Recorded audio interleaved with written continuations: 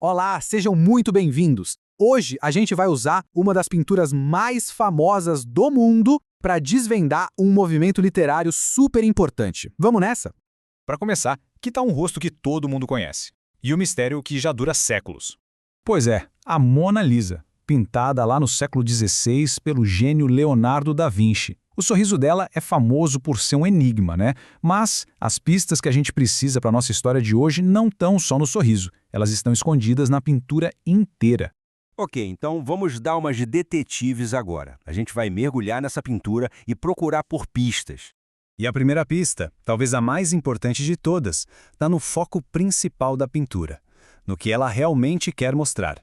É que naquela época, os pensadores e artistas estavam colocando o ser humano no centro de tudo, sabe? Essa ideia tem um nome: antropocentrismo. E essa obra aqui é um exemplo brilhante disso.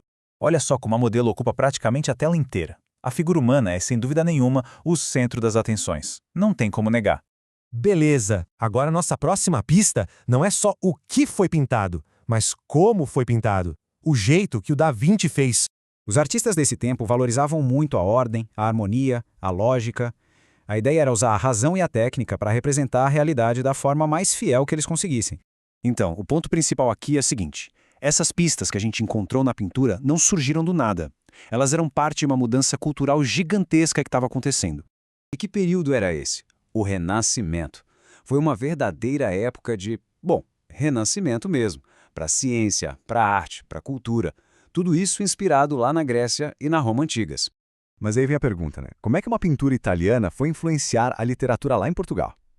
É aqui que a história fica mais interessante ainda, vendo como essas ideias viajaram e transformaram uma outra forma de arte. Então vamos avançar um pouco para ver como tudo isso deu origem a um movimento literário totalmente novo. Quando essas ideias do Renascimento finalmente chegaram na literatura de Portugal, elas criaram o que a gente chama de classicismo. E adivinha, ele tinha os mesmos princípios que a gente acabou de ver na Mona Lisa. Exato. Os escritores do classicismo pegaram essa mesma ideia de foco no ser humano, na razão, no equilíbrio e aplicaram tudo isso nos seus poemas e nas suas grandes obras épicas. E quem trouxe esse estilo novo para Portugal foi o poeta Sá de Miranda. Mas quem realmente levou o classicismo ao outro nível, quem aperfeiçoou tudo, foi simplesmente um dos maiores autores da nossa língua, Luís Vaz de Camões.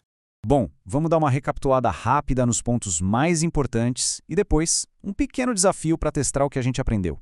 Resumindo tudo, o grande mistério da Mona Lisa não é só o sorriso dela. É como a pintura inteira representa as ideias revolucionárias da sua época. E foram essas mesmas ideias que acabaram moldando séculos de literatura. Tudo pronto para o nosso quiz? Então vamos lá. Primeira pergunta. Isso, antropocentrismo, colocar o ser humano no centro de tudo. Vamos para a próxima. Exatamente, o Renascimento. E agora a última para fechar. Corretíssimo, o grande Luís Vaz de Camões. Olha só que interessante essa frase do Leonardo da Vinci. E ela faz a gente pensar, assim como a obra dele continua gerando perguntas, de que maneira será que essas ideias, de mais de 500 anos atrás, sobre razão e sobre o ser humano, ainda influenciam as histórias que a gente conta hoje em dia?